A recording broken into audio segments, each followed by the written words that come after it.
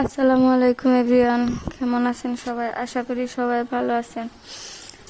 আমরা আল্লাহর রহমতে সবাই ভালো আছি। কি বলবো, উম, বাংলাদেশের এই অবস্থা, মন এখনো স্থির হয়নি। জানি না কবে স্থির হবে। নেট থেকে একটু বাইরে গেলে মনে হয় কি হয়ে গেল কি হয়ে গেল, আবার ঘুরে ফিরে নেটেই চলে আসি।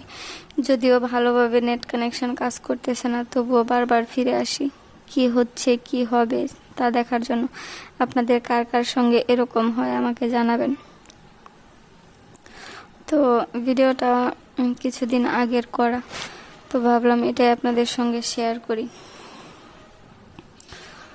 তো একটা কথা কি বলবো, জীবনে যদি আপনার প্রিয় মানুষটা, যাকে আপনি আপনার লাইফের সব কিছু মনে করেন, সে যদি আপনার পাশে না থাকে, জীবনটা অর্থহীন মনে হয়।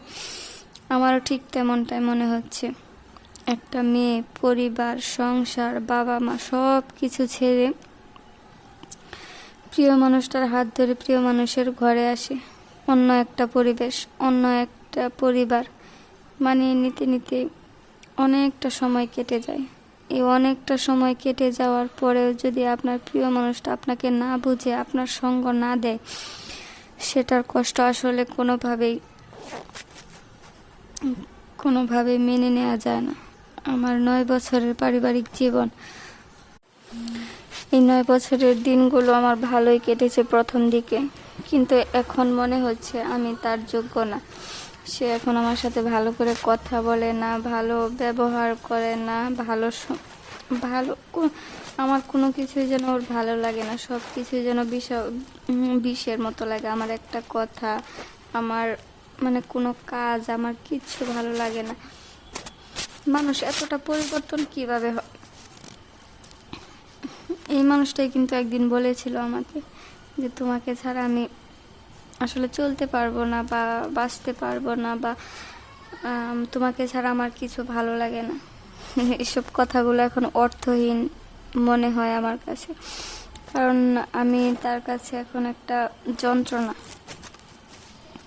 সে আমাকে এমনভাবে কথাগুলো বলে, আমার ভিতরটা কি বলবো, ভেঙে চুরে একবারে শেষ হয়ে যাচ্ছে। প্রতিনিয়ত আমি জ্বলছি, পুড়ছি, ছাই হচ্ছি, কিন্তু আমি কাউকে বোঝাতে পারি না আমার সাথে এমনটা হওয়ার ছিল। পরক্ষণে আবার মনে হয় মহান আল্লাহ তাআলা আমার ভাগ্যে যা রেখেছে তাই তো হবে, সেটা তো আর আমি ফেরাতে পারবো না।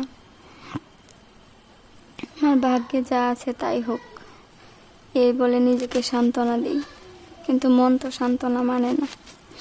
কি করব? যাই হোক, অনেক কথা বলে ফেললাম আপনাদের সঙ্গে। ভালো থাকবেন সবাই। আসসালামু আলাইকুম।